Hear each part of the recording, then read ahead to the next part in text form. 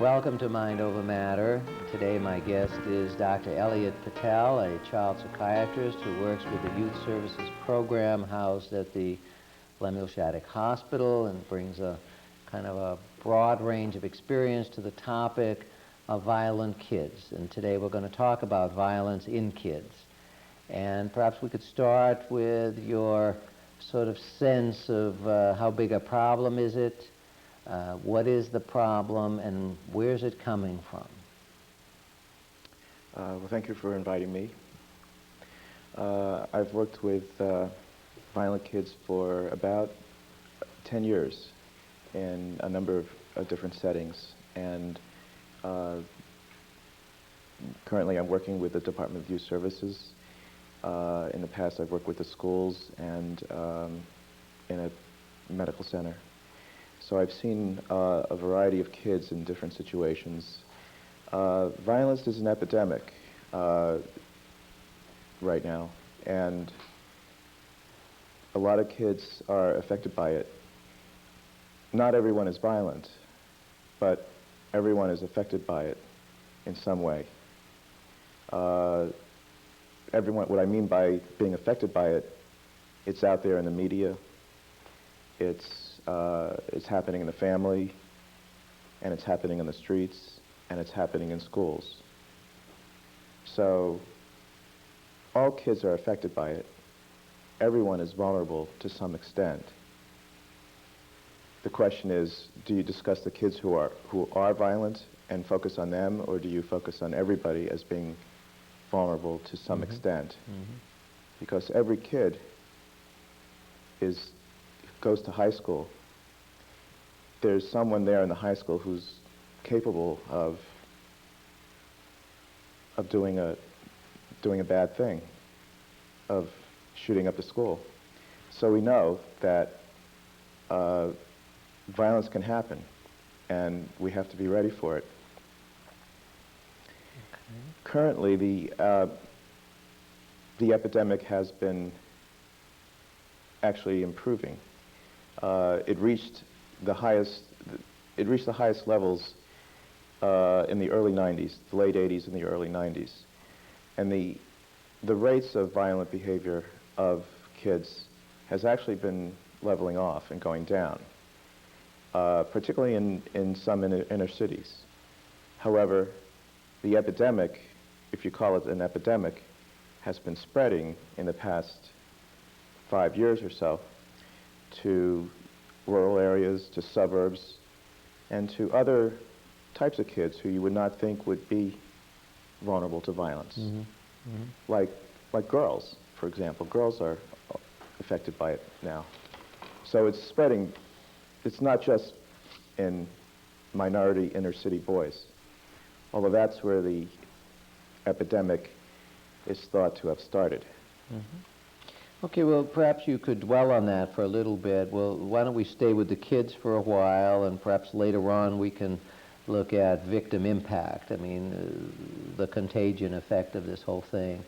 Who are the kids, and what's it about? Why are they? Why is there an epidemic, in your opinion? Well, the epidemic has a number of different root causes. There are a lot of psychological factors that place children at risk. There are social factors that are demonstrative of their environment and that can increase the risk. And there are, of course, some kids who have a biological propensity to be more violent, regardless of the environment and the psychological impact. Okay. So risk covers psychology, covers biology, and it covers the social environment. All right. Can you take each one and maybe elaborate a little bit, starting with, say, social? The social environment is actually my main interest. It's my belief that the social environment has played a major, major role in violence. And, you know, that includes the media violence that we know about.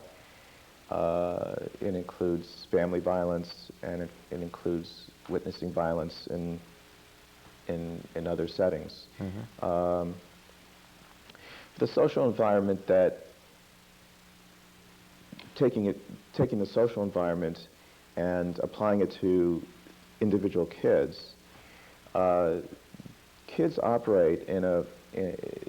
operate or function in isolation. They function in groups, and peers are very important to them.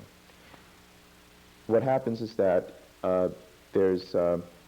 it's kind of like, you could call it a code, like a code of the streets. And there's a book called The Code of the Streets, which describes this in more detail. Kids will function according to a certain code. So the code says that if someone insults you, you don't want to seem weak. You don't want to appear like you could be taken advantage of. So to prevent that, you've got to be tough. You've got to be macho, and you've got to respond if you're being threatened by threatening the other person or being violent to the other person. For boys, being threatened, being intimidated, threatens their maleness, threatens their sense of masculinity as well, and it's very shameful. So the sense of shame, the sense of being disrespected or dissed is a very important factor that will give them the impetus to respond in violent ways in order to defend themselves. It's like the code, the code is also a code of honor. And if they suffer a sense of dishonor, they respond. But isn't like beauty in the eye of the beholder? I mean, I might not experience sort of a bad interaction with shame and a sense of being dishonored. I might just simply say, well, you're having a bad day, and I might get about my business. I mean, so some kids react to a stimulus differently from other kids. I guess my question would be, how do you understand the difference? Because obviously, in response to the same stimulus, you're going to have a sufficient number, but a smaller number reacting with violence, and a lot of them just simply brooding but walking away, feeling ashamed, perhaps, perhaps not, hard to know. Well, it's in the culture. It's in the adolescent culture, and it's in the culture on the street. So kids learn very fast that if they're going to survive in that culture, if they're going to survive on the street, then that's how they have to respond. Even the kids who aren't inherently violent or aren't upset by being insulted, but they have to respond because if you don't respond, then you might suffer a worse fate. You might actually get jumped. You might get beaten up. You'll have your books stolen, your sneakers stolen. You'll have that happen to you. So all kids they learn to be on guard, to, quote, watch their back at all times. And they learn that they're never safe in these kinds of environments, the kinds of environments that you'll see on the street. I see. Okay, so you're saying that you gotta kind of respond. You can't walk away because it's going to get worse if you walk away. A lot of violence prevention programs are designed to teach kids how to respond in different ways. Violence prevention programs many of them started out to teach them skills in managing their anger, and to solve conflicts, conflict resolution programs. So teaching kids skills does help. It does give kids who are going to be violent don't have the skills to respond in any other way. They see the world as black and white. They don't see alternatives. They don't know how to do what you or I might call problem solving, or relating in an unthreatening way to someone who might be threatening you. But a lot of kids don't have that skill. A lot of, in reality, but kids don't. you're talking about the response. Let's go back first to the perpetrator. Why am I going to go around wanting to shame you? What's in it for me? What's happening within me? And you'll have to be fairly quick because we'll have to take a break in about a minute. But why am I going around being a thug? Many of the kids that are vulnerable to this kind of behavior have been mistreated themselves in their lives. And they learn that the world is not a fair or safe place. So in order for them to survive, they've got to be seen as strong, macho, and they've got to be in control and powerful. So this is how they do it. This is how they go around acting that way. So you're saying, if I can read between the lines, they're trying to set their self-esteem straight so that it's a good way of working off a bad feeling by basically inflicting it on somebody else. Do you think... Well, like a bully victim situation. If you had a bully, do you think that the person is a real bully, or do you think underneath that bully there might be someone who might have suffered some kind of abuse in his life at some point? Wow. I guess my response to that will have to wait till after the break, but I guess it would really depend on which side of the equation I'm on, whether I'm the bully or being... In other words, I can be empathic to a bully, and I can spend an awful lot of time trying to understand why such a person is acting this way, so long as I'm not being personally in that person's crosshairs. Why don't we take a break and we'll get back to it and pick up on this as well as the biology and the other factors that you think are important. Thank you. Sure.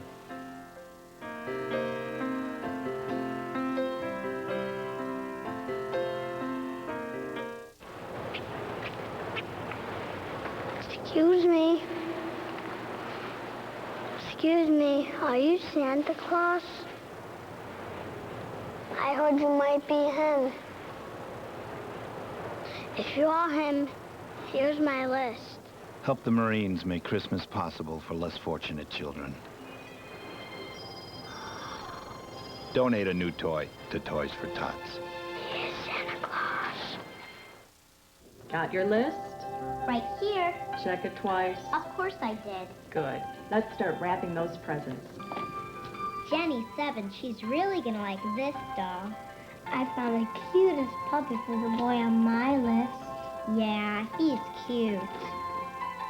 Aren't they great?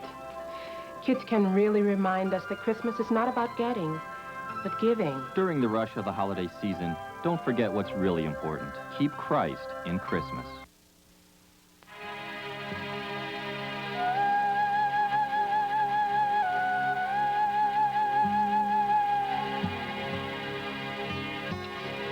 To be a mother, you must know these things. How to hold your baby, feed and care for your baby, but most important, how to be there for your baby. If you die while giving birth, you can't be there. And if you die, chances are your baby will too. So if you or someone you love is pregnant, see a healthcare worker and be prepared to take action if you see any of these signs: bleeding, severe headache or fever, if your waters break even a little, if your birth pains last more than a day, get to a healthcare worker immediately, because before you can hold and comfort and love, before you can care for your baby, you must first care for yourself. The Safe Motherhood Initiative, because our mothers are our future.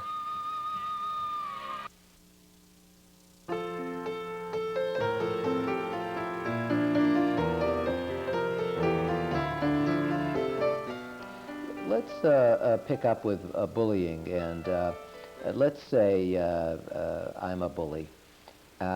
What am I about? Why, in your experience? I mean, what am I doing? What's in it for me?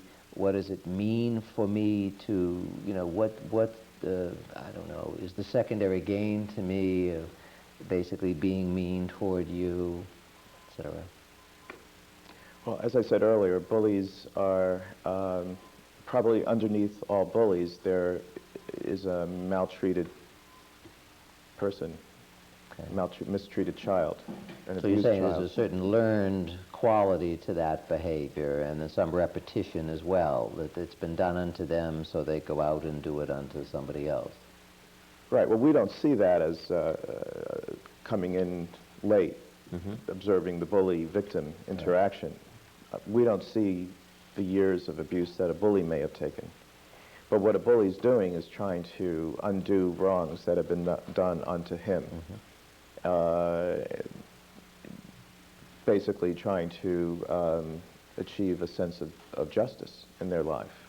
If they've been unjustly treated, mistreated, which is a form of lack of justice in their world, then they have to correct that. So by correcting it, by beating up someone, or by being intimidating or threatening, stealing someone's sneakers, it proves to them that they're strong and they're powerful and that they are going to survive. And it undoes the injustices that have been done unto them. You think it does? I think that's part of it. Because it's often been my experience, and I'm curious what yours has been, but very often I find that when I evaluate people who have just been violent, and that usually is the occasion for the referral, they're not feeling good about the episode. That the majority of the people I see, now that may be a skewed sampling based on where I work and what I do, but it does not, except rarely, give most of the bullies or the thugs a good feeling. They get an instant discharge of emotion, there's no question, but many times there's a kind of dysphoria that settles in, a real sense of depression, you might say, that settles in after they've been, say, a bully. I'm curious what your own experience has been. I've seen kids who have felt bad about what they've done. I haven't seen them immediately after a violent act, but I've seen them weeks and months and even years later, and a lot of them want to change. A lot of them want to get out of that lifestyle. Many of them talk about reforming or transforming their life into a different life. So I would agree in that many of them feel uncomfortable with what they've done, but the ones who are the most violent, the ones who murder and use guns and have a reason for doing it, they will justify it. And whether I don't know if you can find a sense of guilt or remorse. It doesn't mean that they don't have it, but they can justify it. And if it's justified, that protects them. I think that protects them from feeling totally depressed. If you can justify your behavior, if you can justify your violence, then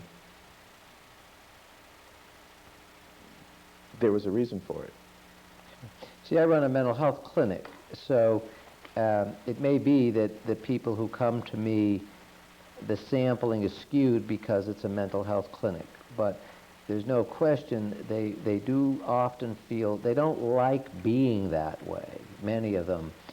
which I think creates a therapeutic opportunity. It's an opportunity for intervention. And I'm not talking about sociopaths who are manipulating the criminal justice system, trying to beat a rap. Sure. I'm talking about kids and young adults too who come and they've been violent. There are no charges being pressed, so it's not yet a legal situation. It might be a school situation, and they do want to change. And I think that just does create a kind of an opportunity to sort of work with those kids. The ones who kind of find a lot of excuses to justify, I don't think have as good a prognosis as the ones who don't have to justify it so much as they come in and say, well, I did it, and maybe he deserved it, but I don't like doing it.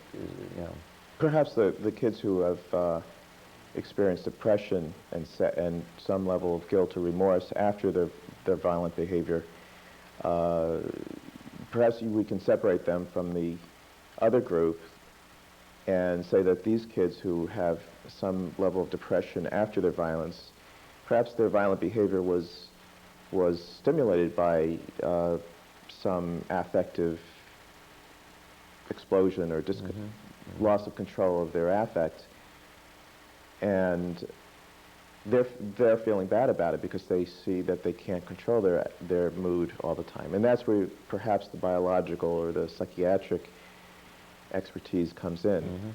Touch on that for a moment, if you would, because you did reference the biology of all of it. I'm not sure how much of it I believe, but what's your idea on the biology of violence? Well, I think psychiatrists are trying to be helpful and useful in doing something about the violent society, and I think we're trying to find ways that we can be helpful, and if we can identify kids who are violent because they don't control their anger, because they have wild mood swings, they get upset easily and they blow up, or a lot of kids will say they flip out. Kids who have a very low threshold for getting upset and feeling threatened. Then psychiatry and psychotropic medication may be useful for those kids. Okay. But I think it's not. I don't think it's as large a proportion as many will say. I think with a lot of the violent kids of the past few years, there have been efforts to look at what are the causes, and the movement has gone from using the criminal justice system to deal with violence to including the mental health caregiving system, and that's where psychiatrists come in. But then there are a whole other range of kids who are violent and you won't be able to find those kinds of mood swings. And it doesn't answer all the questions. But yes, there are some kids who blow up very easily, and if they have a weapon, then they're dangerous. And they're dangerous. So to some extent, do you think that perhaps it genetically runs in families, a propensity to violence? I mean, people are now saying everything from cigarette smoking to alcoholism is genetically linked. Do you think violence is possibly? Well, it's a nature-nurture struggle. Nature-nurture controversy again. And I try not to get into saying which is more important. Yes, you will find kids who come from violent families being violent themselves. How do you know what it is? Is it because the father was violent and the kid inherited the father's genes, or was it because the kid witnessed the father beat up the mother and he grew up with violence in his life? And, oh, well, maybe the mother was using drugs when she was pregnant and the kid has some learning disabilities and he can't process emotions and information that well. So he's not able to learn how to deal with stress and deal with problems. So there are multiple factors that go into the situation. It's usually never one thing. It's usually multiple. Sure. So these are not necessarily testosterone-laden boys, for example, you know, who are clearly more violent than other boys whose testosterone level is within normal limits. I mean, it's hard to break out causal factors, but you're not suggesting it's clearly that closely linked. No, I'm not saying that at all. I mean, girls can be just as violent. And how do you explain that? Not as many, but it does happen with girls too. Okay. Girls will fight over different things than boys, but they will fight. And I suppose a cousin of that is that girls can also be very mean, which is akin to, it's a violence of a different kind. But you're suggesting there's an increase in the fist fighting or the actual demonstrative violence? I think girls, the wave of violence, the epidemic of violence, hasn't really hit girls yet, and I mean, there are signs that it is starting to hit them. The proportion of girls who are committed to the Department of Youth Services has been growing very, very slowly, but growing over the past 10 years. So, yeah, I think over time, it is important. Good. Well, listen, we'll have to take another break, and maybe we can pick up with this and move along to some other areas of interest. Sure. Thank you. Okay.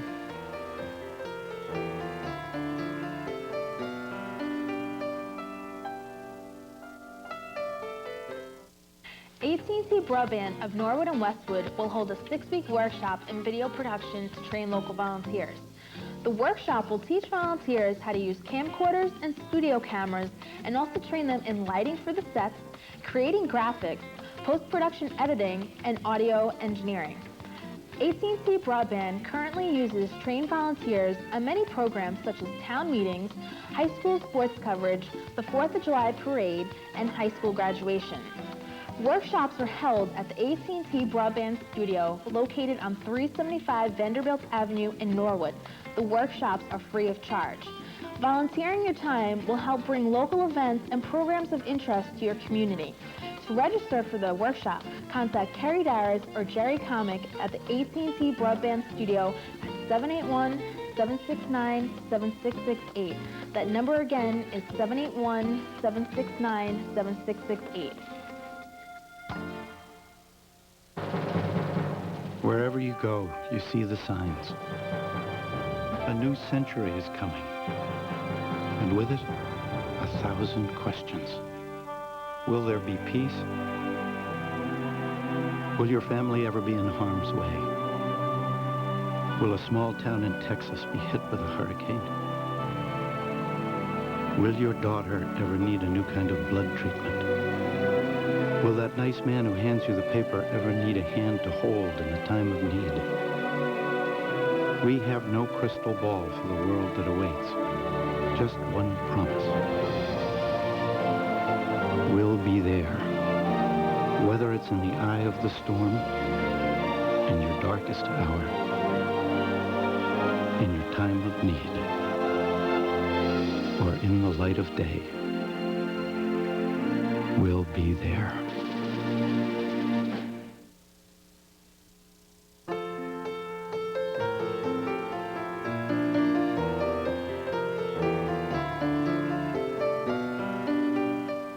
Okay, I understand that you're sort of called into situations to do an assessment. Perhaps you could, in a thumbnail sketch, give us a couple of examples of problems where you've been called upon, and then maybe we could talk a little bit about how you develop an intervention, a service plan, or a treatment plan, whatever you call it.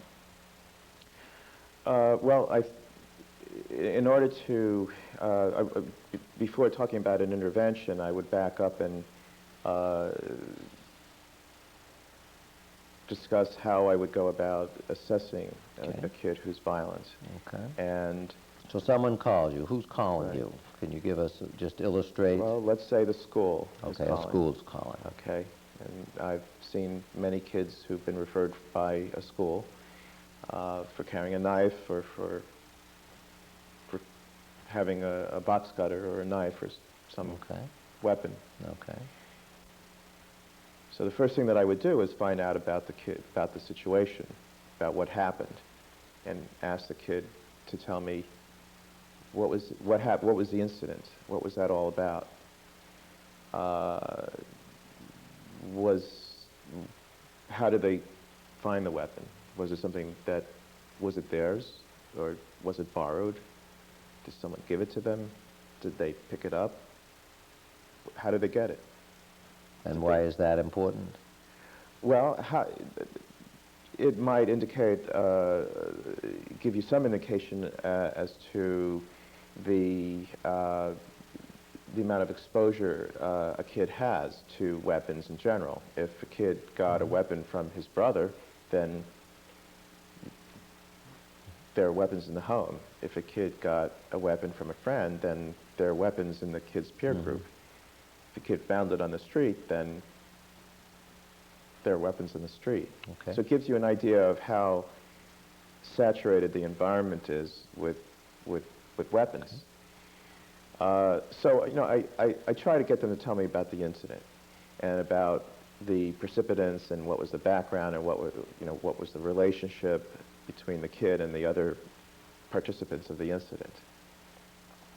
Okay.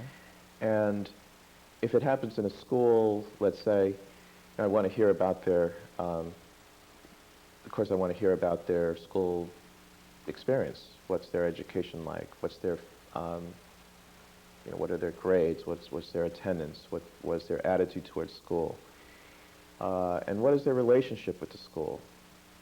Are they very well connected to the teachers, or are they alienated from the school? How connected, how attached is the kid to the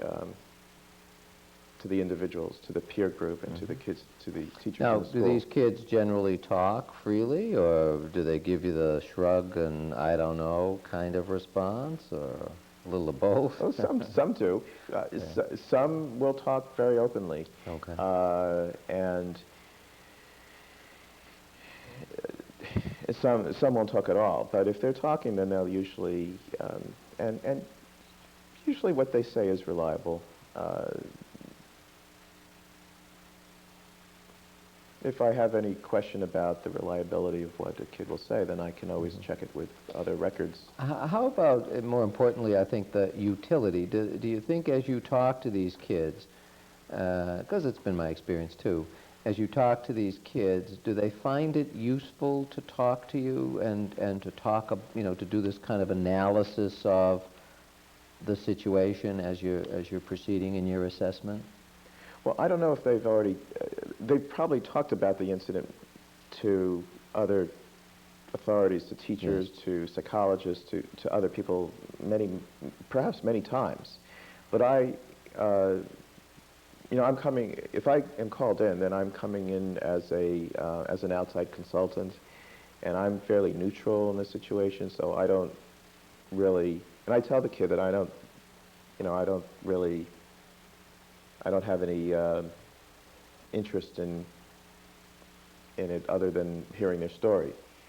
So, and what they tell me, I'm not really going to necessarily report it to, they're not going to get in trouble by telling me what happened. So, But where did they get the idea then that maybe it's going to be helpful to them? Never mind administratively required, because Right. the schools refer them to you. But where do they get the sense that it might be useful to do this kind of analysis?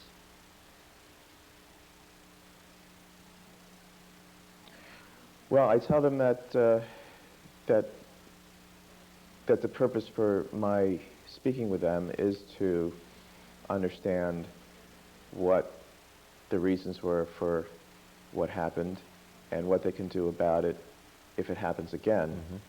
And we try to discuss how they could have handled the situation differently in the future. So in a way, I'm suggesting to them that I understand that they did do something, that they are in trouble, but it didn't have to happen this way. There could have been other ways of handling it. So I offer them some way to talk about alternatives as well, and maybe they would listen.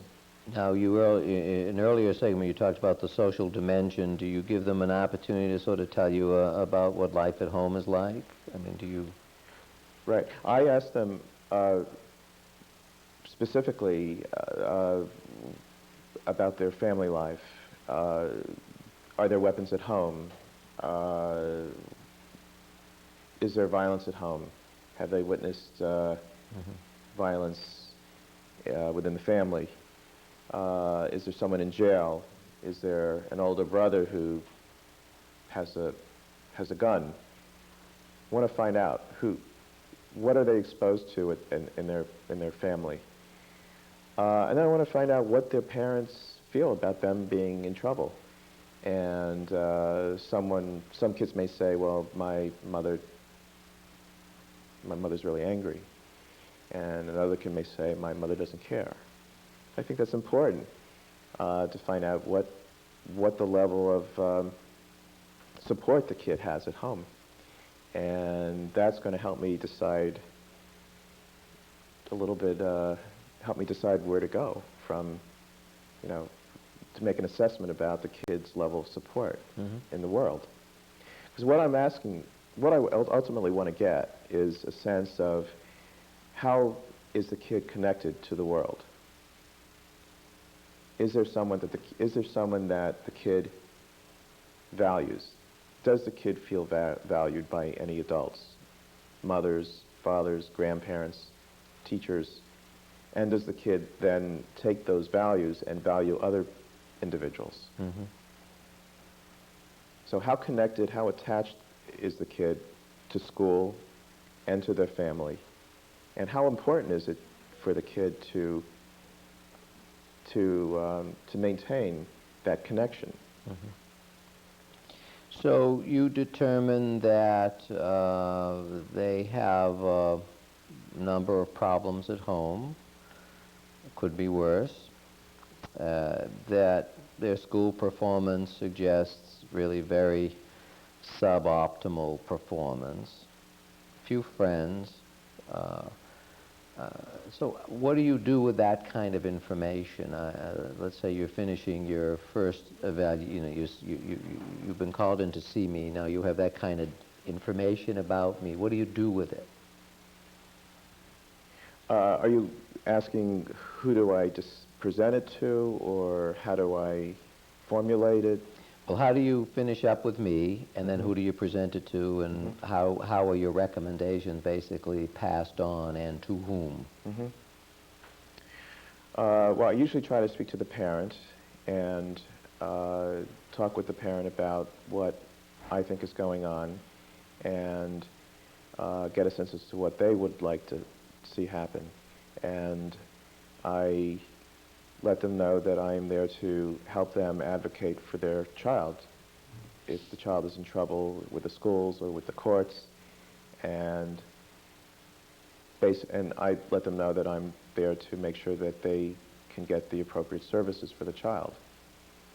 So I may make a recommendation for counseling, for removal from the school and placement in a special education program, or for placement in an alternative school, or hospitalization, or I could make different kinds of recommendations. But the recommendations go to the school and to the parents, and I want to make sure that they're comfortable with that. And are they? I mean, do you find the families are part of the problem, for example? So what is their response when that is the case? Most families are appropriately upset and concerned about their child being in trouble, and they want help. Most of the families who I would see in these situations are families that haven't been receiving services, haven't been receiving support from the school or from other systems of care. And this might be the first way of, the first means of getting attention. In other words, being caught with a weapon or being caught getting into a fight may be the first thing that brings attention to the problem. And I want to make sure that that's not the focus, but the focus is on getting counseling or getting help for the kid and for the parent. So you're suggesting that often it's a stress, a lot of stress at home being carried to school, and so you recommend it. Now, can you, when you make your recommendations, can you be the treater, or you refer, or you just make suggestions that referrals be made? I mean, we have to take a break in a second, but I'm just curious, are you a resource or merely a conduit of data and information about referral? Most of my experience has been as a consultant in the schools and in the Department of Youth Services. So I haven't done much long-term treatment, but I've been there to go to meetings and to support the parents in advocating for more services and more resources for their child. Okay. Well, maybe we'll take a break and then we'll talk about more services and more treatment, what the more is and where it's available and who pays for it, which I think is of concern to some families. So we'll take a break. Okay. Thank you.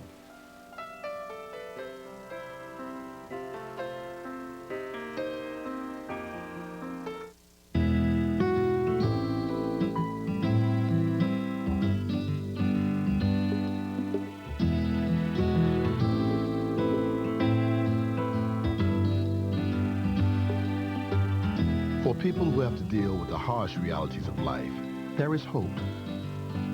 There is Volunteers of America. Volunteers of America has been rebuilding lives and restoring hope to people in need in communities across the country for more than 100 years.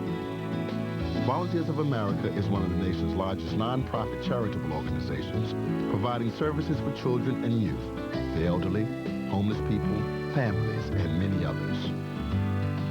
We serve the emotional, physical, and spiritual needs of more than 1.5 million people a year. Find out how you can help. Call 1-800-899-0089 today. Volunteers of America. There are no limits to caring.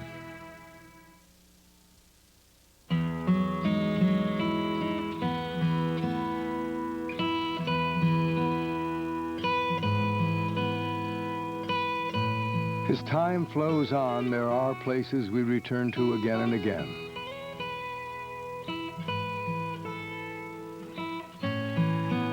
Places that comfort us with their serenity.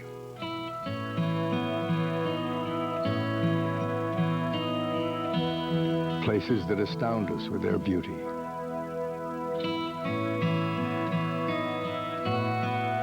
Places where our memories come to life.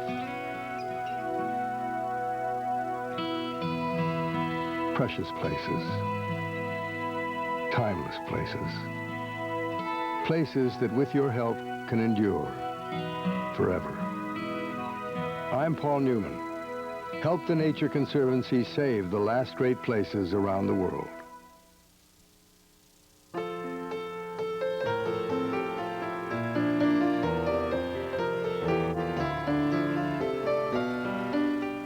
Well, I think this is a good time to perhaps talk about what the resources are out there. You talked about you do an assessment, you make recommendations, and then that often is that referrals be made. So referrals to where? Where are the programs, and how do families access services? Mm-hmm.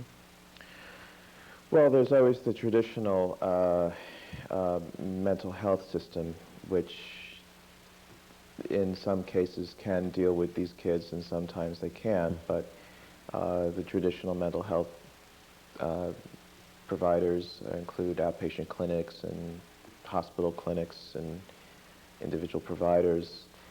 Many of them have long waiting lists, and many of them don't want to see kids who have been involved with violence. Mm-hmm. For reasons of security, they may say. So that's not easy sometimes. And there are a lot of barriers to getting services in the mental health system. Mm-hmm. A lot of mental health providers aren't trained in discussing and managing violent kids. So that's a problem. I'd like to see more expertise. Mm-hmm.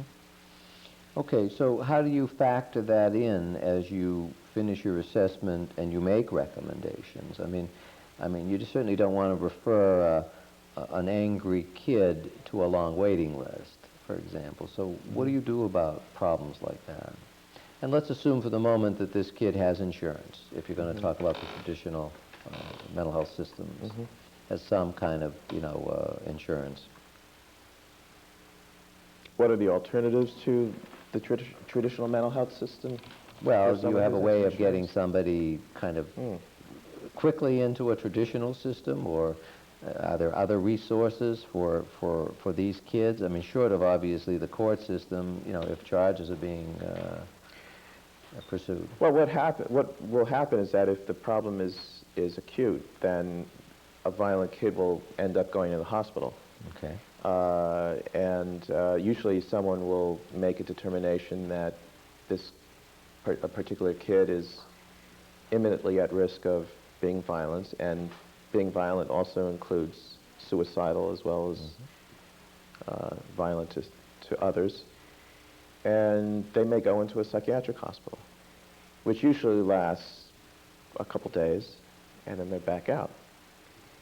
So that's not a solution to the problem. When they do go into a hospital, they're started on medication, and they'll also need follow-up care as well, and that's hard to get. But they will eventually get that care. Mm-hmm. The question is whether that serves their needs appropriately, or that's enough. Mm-hmm. That's the question. I'll also try to make sure that the kid gets the right school placement, which is very important. Mm-hmm. So many of the kids need to be moved to a new school because the school that they're in is not safe for them. They've been having too many fights, they have too many enemies. Mm-hmm. They feel, and many of them feel rightly so, that the school is not supportive of them, or the administration doesn't want them. But the devil's in the details. So let's say you do recommend that this school isn't the proper. How long does it take to effect a change, for example? Well, I think I don't think it happens very quickly, and a lot of kids who end up being expelled end up being at home for weeks and months of time. So often the kids just have downtime while they're waiting for... Sometimes if we can get a kid into special education services, and then special education programs can come in and the kid can be placed in a special ed program, that can happen faster. So that's 766, you right. Mean? Okay. But if a kid is expelled, then oftentimes they're home, and there's no place that wants them, and there's no place for them to go. Can you do a 766 while somebody's expelled? I'm not sure about that. Okay. But if a kid is already in a 766 program, then my understanding is that they can't be expelled. But I don't know if I'm correct on that. Mm-hmm. Mm-hmm. Okay.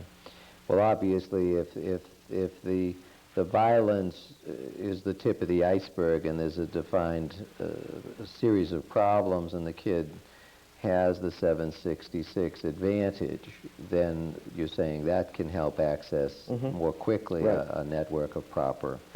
Expulsion isn't obviously, I mean, that's a failure in the system. That's a failure of the system. What do these families do? What do these kids do when they're expelled? I mean, Nintendo? I mean... They stay home, they hang out in the street with their friends, they go over to their friend's house, they use drugs.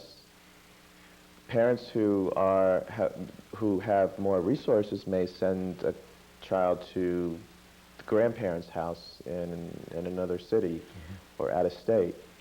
It may be safer there in another city or state. But parents are at a loss for what to do, and giving the kid appropriate supervision and giving the kid an appropriate education is difficult. They have to find a new place. And if they aren't given the appropriate educational placement, then they will just get into more trouble. Are there programs different from just traditional mental health services? Are there programs for kids who are sort of episodically losing control? I don't mean just jail. Well, other than jail. No. Well, there are various kinds of community-based programs that are out there that exist that could serve the needs of some kids. And this is a big category of programs. It can include hooking a kid up with a street worker who will see the kid on the street and be a mentor. It could hook the kid up. A program could be a regular mentor through a legitimate mentoring organization. There's a program in Boston where social workers are working for the police and will go out and provide counseling to the kids in their homes and on the streets, and they're working for the police, but they also are there to prevent further violence. And there's also a lot of, I'm not as familiar with it, but there are programs in churches and in community centers, and neighborhood health clinics have violence prevention programs that many kids can get into. Sometimes the answer is just getting the kid into a structured activity that keeps them busy. And kids will say, I just needed a program to get me off the street, because if I go back on the street, I'm going to get in trouble again with the same crowd. And structured activity, you mean? Give some examples. Well,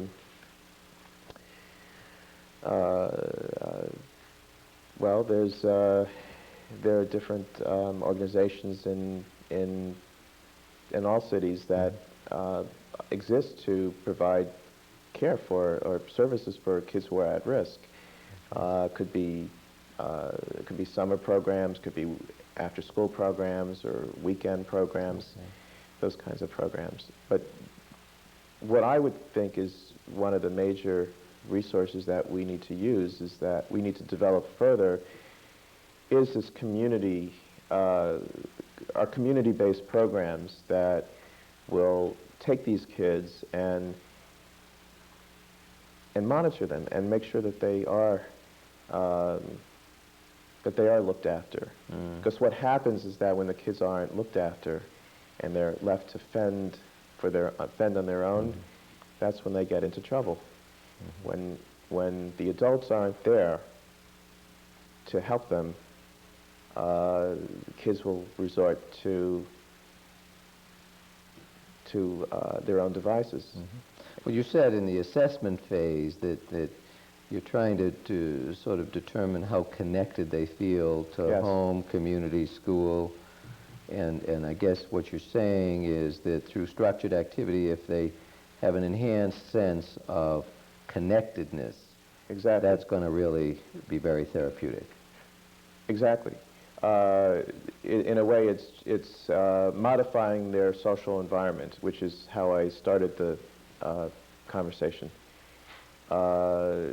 Producing an environment where they are connected to a family, their own family, a foster family, a grandparent, providing a setting where they're connected to a school, an alternative school,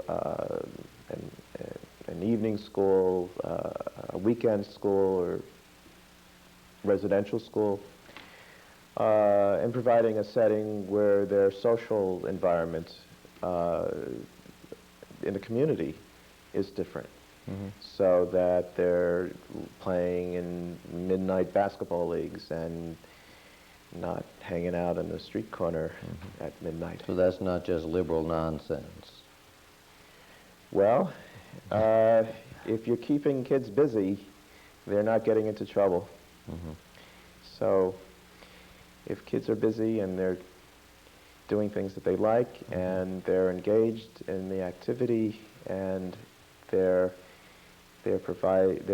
given a sense of meaning in their life, then some of them will transform. So to summarize, because we do have to stop, you're saying if they feel connected, then they have a sense of purpose, their confidence goes up a bit, and their violence goes down a lot. Right. The thing that I want to address with kids is their sense of meaninglessness, purposelessness, and hopelessness. If you can provide them with meaning, with purpose, with hope in their for their lives, then that will put them that will give them the resources to make that transformation. Okay. Well, on that note, we'll have to stop, and on behalf of the Norfolk Alliance, I want to thank you for being here today, and thought it was a very helpful discussion. Thank you. Thank you for inviting me. My pleasure.